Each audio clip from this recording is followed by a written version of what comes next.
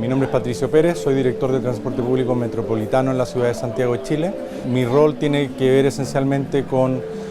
dirigir y regular todo el sistema de transporte público integrado que tenemos en Santiago, que está compuesto por cerca de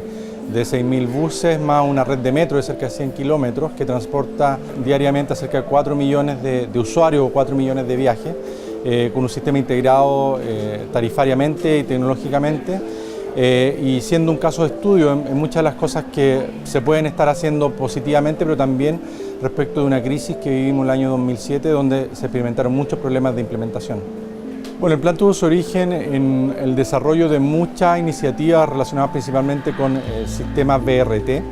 En Santiago existía una red de metro que en ese momento, si mal no recuerdo, tenía cerca de 60 kilómetros y por lo tanto se implementó una serie de pasos graduales que transformaban una industria que estaba muy atomizada, con cerca de 9.000 microempresarios con buses individuales que tenían muchos problemas colaterales, externalidades de contaminación, de accidentes, muerte, muchísimos problemas en la ciudad. Y en su última etapa la idea era efectivamente modificar todos estos recorridos y servicios para transformarlo en un sistema troncal alimentador basado en el modelo de BRT. El caso acerca de por qué terminó siendo una situación de crisis el año 2007 ha sido muy estudiado y tiene problemas muy concretos como la insuficiencia de buses que se pensaron en su momento,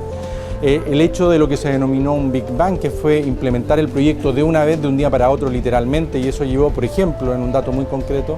a que de un día para otro, si en el metro de Santiago se transportaban 800.000 personas al día, esa cifra creció a 1.800.000 al siguiente día que el proyecto fue implementado.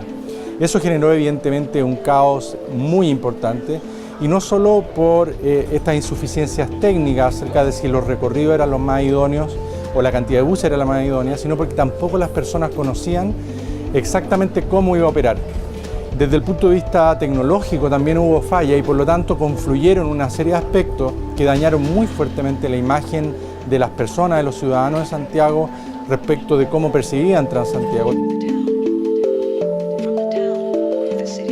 Efectivamente la evasión es un tremendo problema dentro del sistema y uno puede tener este juicio negativo de por qué las personas no pagan. Pero en la práctica, cuando uno iba a visualizar cuál era el nivel de servicio que entregaba este sistema de transporte público en la periferia, donde efectivamente viven las personas de menores ingresos, que son generalmente las que más viajan y las que parten más temprano, uno se encontraba con problemas muy graves de desempeño en la calidad de servicio, y eso generaba que las personas, entre otras cosas, se agolpaban para poder subir a los buses y por lo tanto había una evasión que podía ser voluntaria porque las personas no querían pagar, pero había otra que era provocada por el propio mal nivel de servicio en el día a día. Y ese tipo de fenómenos uno los debe entender yendo a terreno, entendiendo cómo opera el sistema a lo largo de toda la ciudad y cómo se desempeña para distintos tipos de usuarios. En la práctica, al día de hoy, hubo una gran discusión acerca de cuál era la forma de financiar el sistema de transporte público y hubo un reconocimiento de que un servicio de estas características, particularmente a quienes sirve, requería un subsidio público, y así como hoy día el sistema de transporte en Santiago, la operación de los buses, de metro, todos los servicios complementarios tiene un costo aproximado de 1.600 millones de dólares, 1,6 billones de dólares al año, y de eso cerca de 1 billón es cubierto por las tarifas que aportan los propios usuarios con el pago del día a día, y hoy día 700 millones de dólares anuales son financiados por el Estado central, por el gobierno central.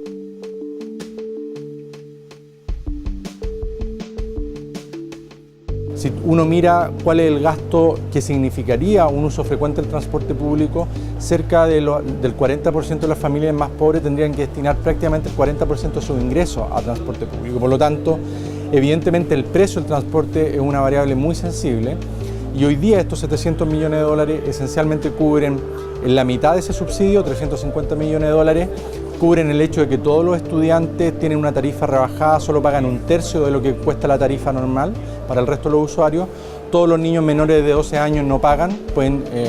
utilizar el sistema de transporte público gratuito, y por lo tanto la mitad de ese subsidio, 350 millones de dólares, es para estos estudiantes, y la otra mitad del subsidio rebaja la tarifa para estas personas y para estas familias que son más sensibles al costo. Claramente uno de los aspectos centrales que seguimos enfrentando en términos de desafío es seguir proveyendo de calidad de infraestructura, no solamente para la mejor operación de los buses y su velocidad, sino también para diseñar áreas y entornos donde los buses operan y donde terminan estaciones de metro, que estén orientadas a las personas con condiciones de seguridad también para peatones y para medios no motorizados como son bicicletas.